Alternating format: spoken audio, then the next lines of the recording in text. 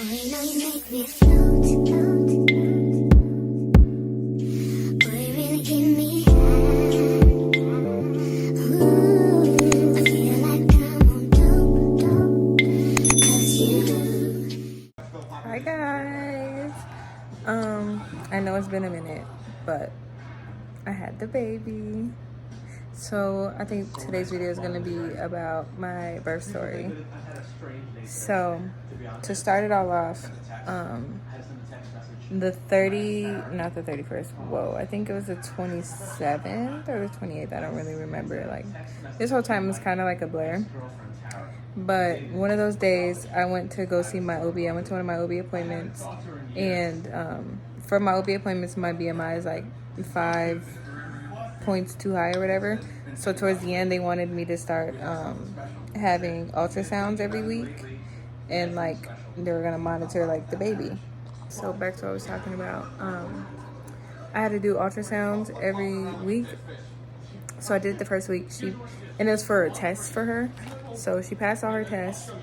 And then the next OB appointment I had, I went in for the ultrasound. And she was looking at everything. Everything was looking good. Then she was like, have you been leaking fluid? I was like, oh shit.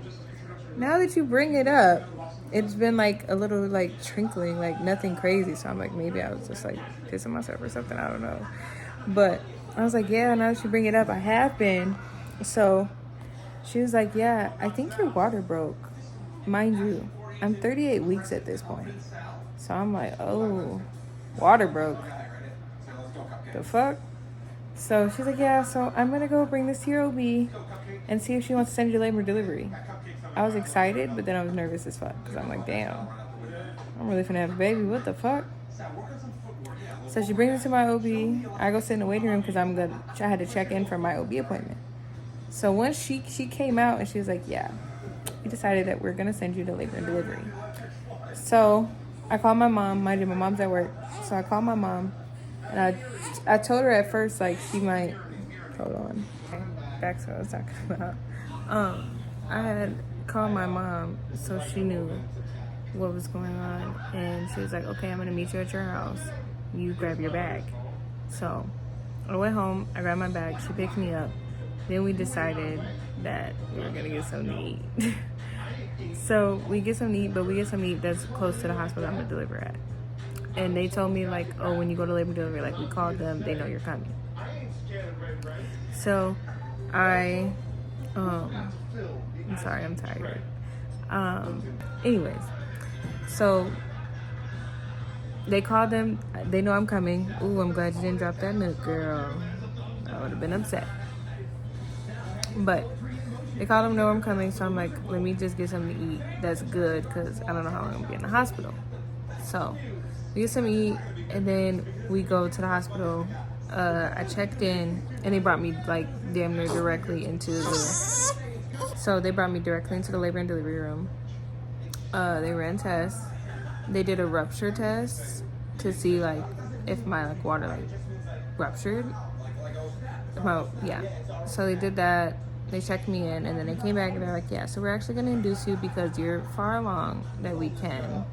So we started talking about inducement processes and different ways to be induced. So I decided, it took me a minute, actually. It took me a minute to decide what I wanted to do. And I was like, okay. My mom was like, you should do the catheter. I was thinking I should do the catheter. It's less of a worry because I was worried about the pill. I'm like, since she's already losing fluid, I don't want her to react a certain way to the pill. So it gets to the point where I'm like, okay, let's try the catheter. So we're about to try to do the catheter. Mind you, my cervix is soft, but it's not dilated. And I have a tilted cervix. So, like, they have to, like, dig in there. So they were about to start the process for the catheter, and, like, it just hurt too much. Like, to the point where I was, like, screaming, crying, shaking. Like, it was bad. And I'm not trying to, like, scare nobody, but that was just me. That was just my experience. So it got to the point where I'm like, you know what, just give me the pill. Like, at this point, like, And then I knew in the back of my head, like, if she reacted differently, like, I would just have to get a C-section. So I'm like, let's just do the pill. So I did the pill for I think it's 12 hours or like 8 hours or something. So it's every 2 hours you would take the pill. So I took it for like the amount of time I was supposed to take it for, and then I still wasn't dilated to where they wanted me to be. So my mom asked that doctor, like, hey, can she get something like the fentanyl drips or like laughing gas or something so she can get this catheter put in? And the doctor was like, no. So I was like, okay, that's fucked up, but whatever. And then there was another way for inducing that I was going to try before I tried the catheter, and I did that and it didn't work either. So another doctor came on. Mind you, this is like different shift change. This is now like the second day. So another doctor came in, and my mom asked her, like, hey, can she get something for pain? She was like, oh, absolutely. I wish the other doctor knew that. The fuck. But so I get the fentanyl drips, I get my IV put in, I get the fentanyl drips, and they put the catheter in. I didn't feel nothing. I was good. So the balloon catheter is in.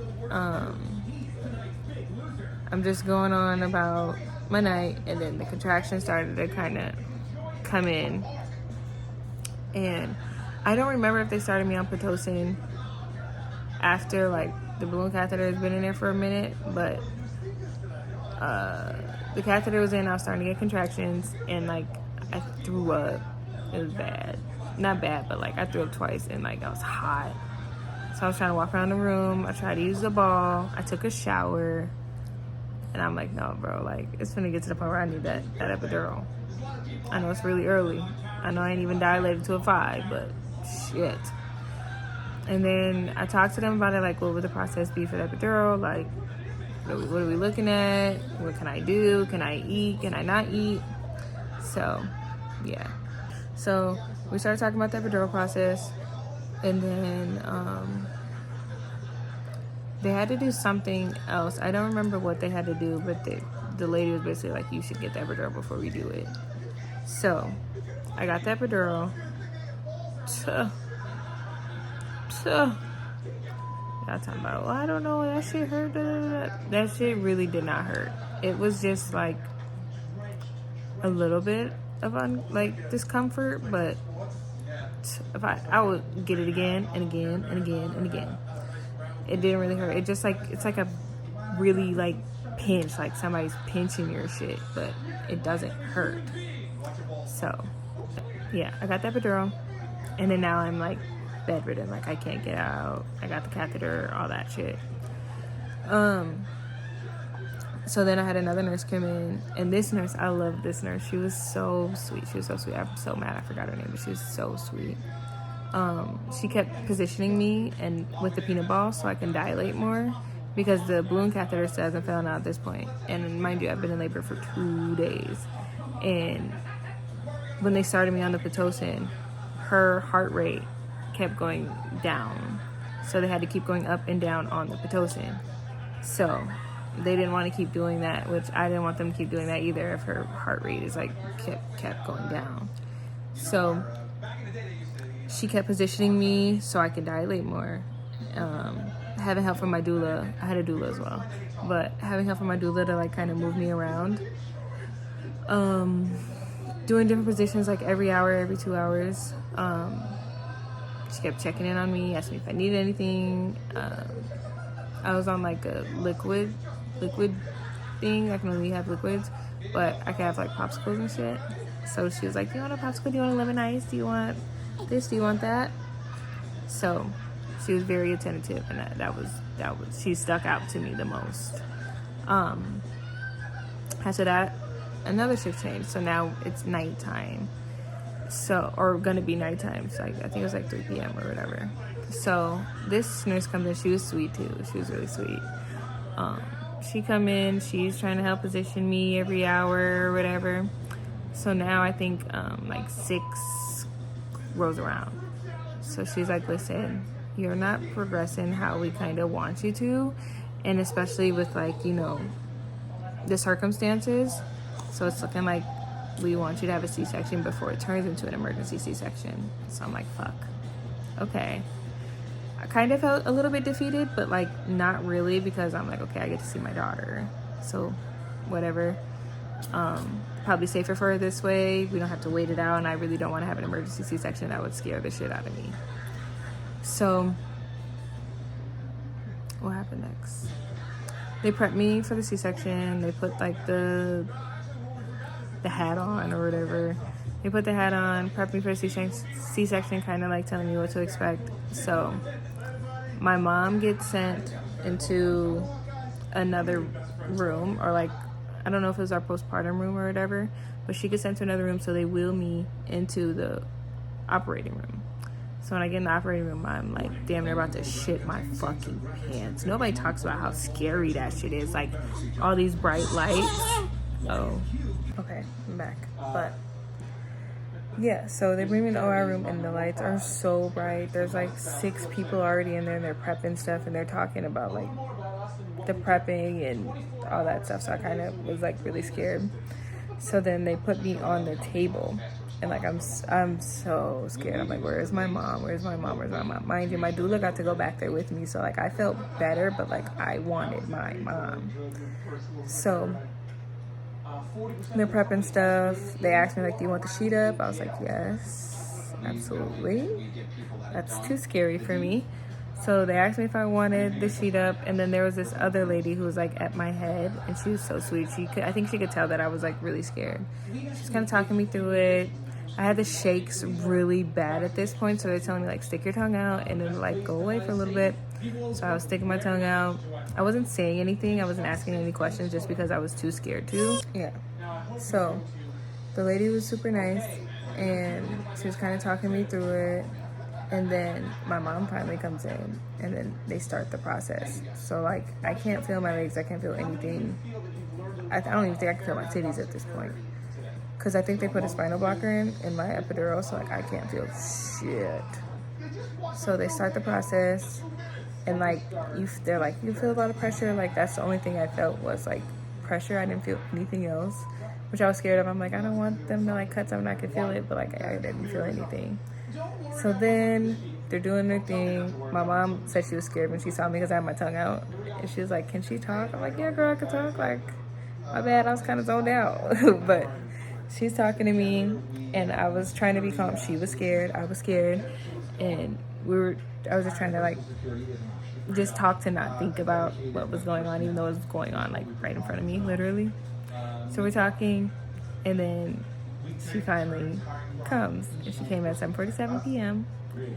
She was 5 pounds 13 ounces, and like as soon as she came out, she was crying. So I was like really happy about that. And me and my mom looked at each other and started bawling when we heard her cry. And then they're getting her out, cutting the umbilical cord, you know, and like the nurses, they're like, oh, she's so pretty, she's so pretty, she's so beautiful. I'm like, oh my god, okay, I want to see her now. Bring her to me. I want to see her. I want to see this beautiful baby you guys are talking about. So I'm talking to my mom, and like the nurse turns the corner, like holding her. So me and my mom are looking.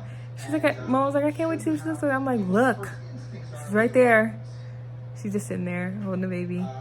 And then they asked like, do you still want to do skin to skin? I was like, yes, absolutely. She brought her around the corner after like they got her weight and made sure like she was okay.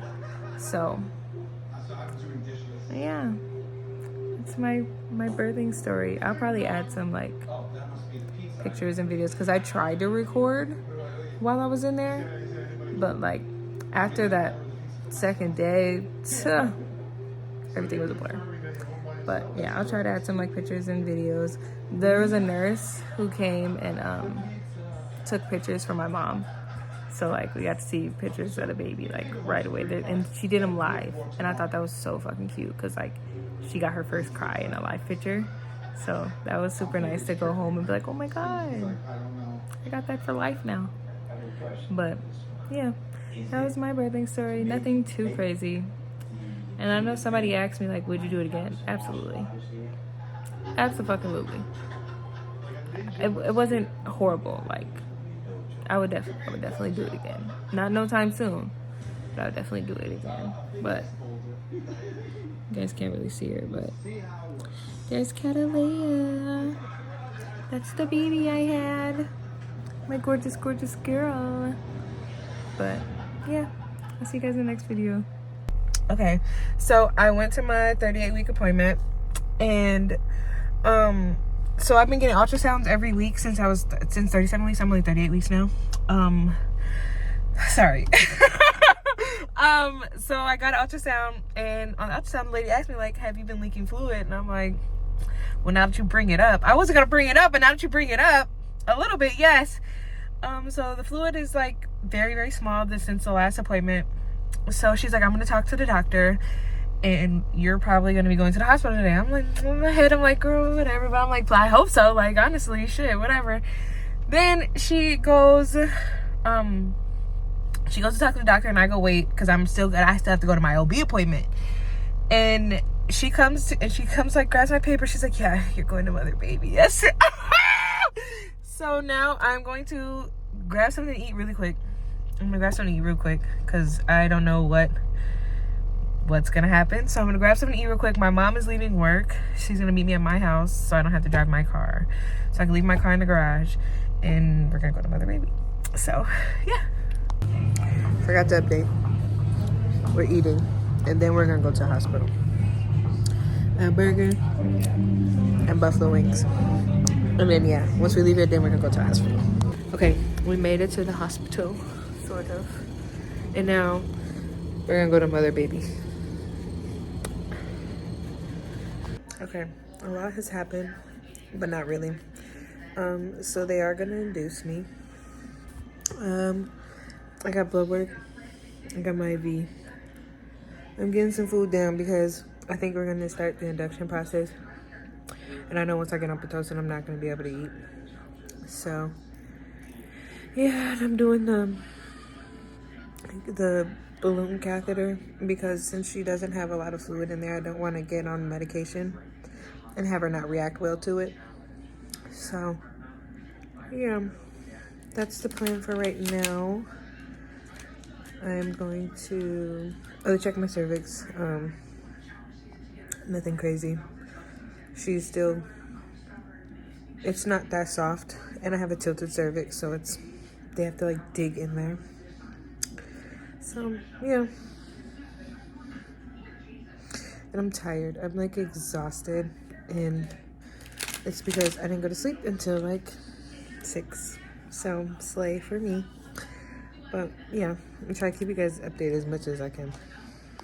Yeah, so it's 12:15 in the morning, and I tried 2 different ways to induce, and they both didn't work. So I started the pill to soften my cervix about 2 hours ago. So I should be getting the second dose. I get about 6 doses, and I have to wake up every 2 hours. I haven't been to sleep yet, and I'm really tired. So after this pill, I think I'm gonna try to go to sleep. A little anxious, a little nervous, a little sad because the other ones didn't work and they would have been a lot easier. But I'm just glad that as of right now, she's fine with the pill. She's adjusting to it well. So yeah, if anything happens, I'll let you guys know.